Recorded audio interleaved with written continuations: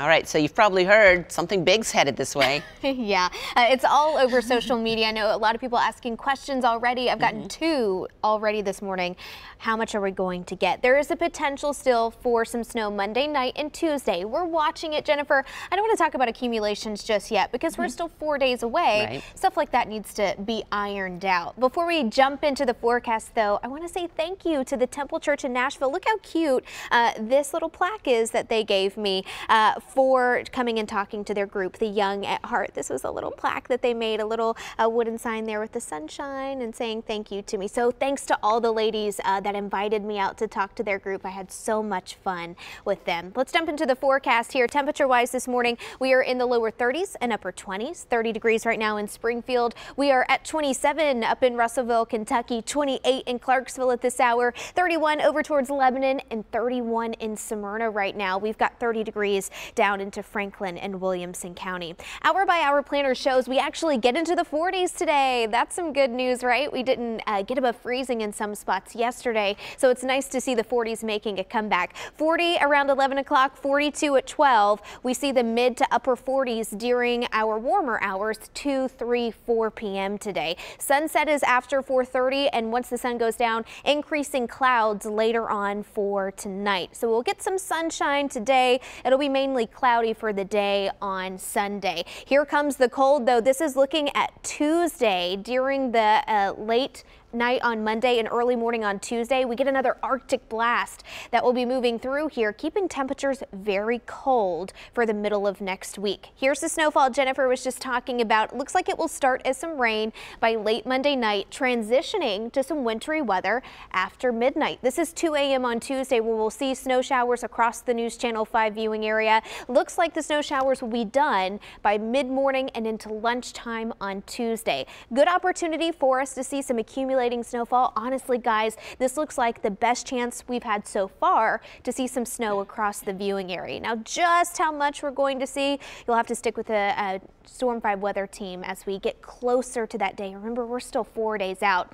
I think the bigger impact with the snow is going to be how cold it will be. This is a look at temperatures along with the wind chill. Wind chill is there in purple. The air temperature is in that blue box that you see. This is looking at Wednesday during the morning. Wind chills in the single digits for some, in the teens for others, with temperatures mainly in the low 20s to upper teens. I think Thursday morning will be the coldest one. Some spots, especially north of I-40, could see those wind chill values below 0. Single digit wind chill values elsewhere.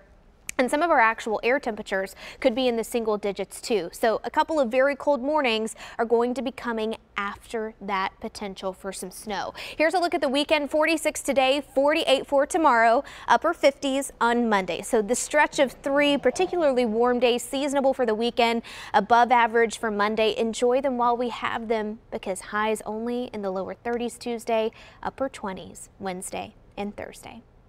We'll have more when we come back.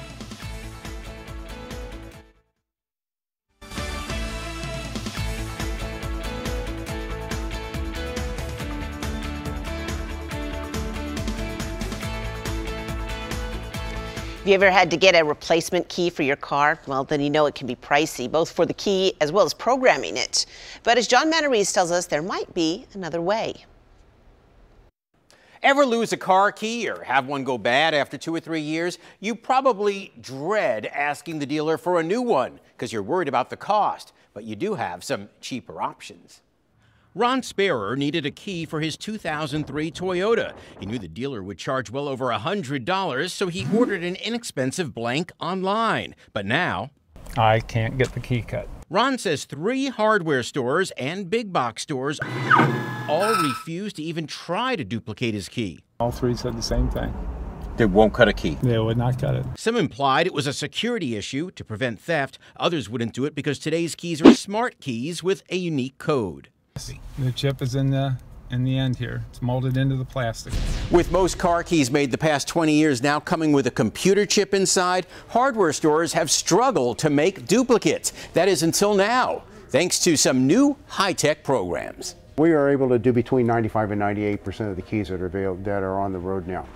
Ace Hardware's John Duclef says a growing number of Ace stores have joined the Duracell Renewal Program. Not only can they find you the exact fob for your car, they can cut the key blank, then reprogram the whole thing to work. Actually marry the key, reprogram the key, and reprogram the dashboard. Now, it won't work with some high-tech European cars like Mercedes and Volvos, or new cars with no keys at all. Ron, frustrated, finally cut the key blank himself, then learned from a YouTube video how to sync the remote. Do different things like press the brake pedal 5 times and the accelerator once and this kind of thing. And then you got a key that's all set to go. If you need a key, check with your dealer first. Some are still reasonable, but if not, look for a hardware store with this new technology so you don't waste your money. I'm John Matteries, News Channel 5. It's time to take a look at some of the things that celebrate Tennessee today. You can roll out your yoga mat under the stars this morning. That's from 9 to around 10:15 at the Adventure Science Center. You can do yoga exercises under the Sudicum Planetarium's 63-foot dome with stunning images from NASA and more than 6 million stars. Tickets are $22. Don't forget to take your own mat. Yoga isn't your thing, you might want to head to the fairgrounds for the Nashville Flea Market. It's open from 7 this morning until 5 this afternoon. It's free to walk around and look and shop. Parking is $5. And put on your running shoes this afternoon and head to the zoo, all to help the animals at the zoo. It's the annual Zoo Run Run. It's a 5K that takes runners and walkers all around the zoo's property, including some of the places that are not normally accessible to the public. The race starts at 3 o'clock. Tickets are $50 for adults, $25 for kids. All the money raised will go to help fund zoo operations like educational programs, feeding the 2,300 animals there, and keeping the zoo safe and clean. And coming up in the next half hour of News Channel 5 this morning, new details in a deadly shooting between 2 police officers. Well, we're now learning about their game of Russian roulette. Plus, do you use CBD products? Well, you might not be able to buy them from other states in Tennessee. You're watching News Channel 5 this morning with Jennifer Cross and Storm 5 meteorologist Heather Mathis.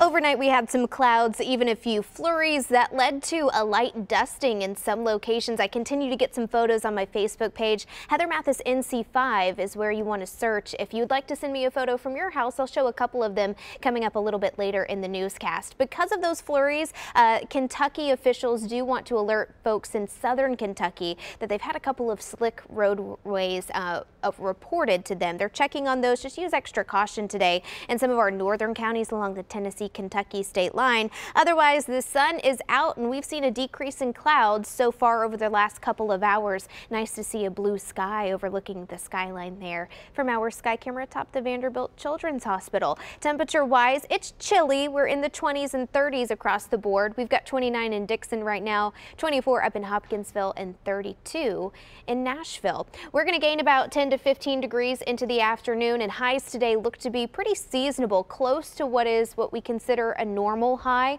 for end of January. Today we'll see mid to upper 40s, very close to the normal temperature around 48. The record is 73, set back in the early 60s. Not going to get close to that. And looking at the extended period, nothing that warm in the forecast, but we do have 60s in there ahead of our next weather maker that will bring an Arctic blast to the area by the middle of the week. So we go from warmer temperatures to some chances for snow and bitter cold. We'll have a detailed look at the 7-day in just a few minutes. Jennifer?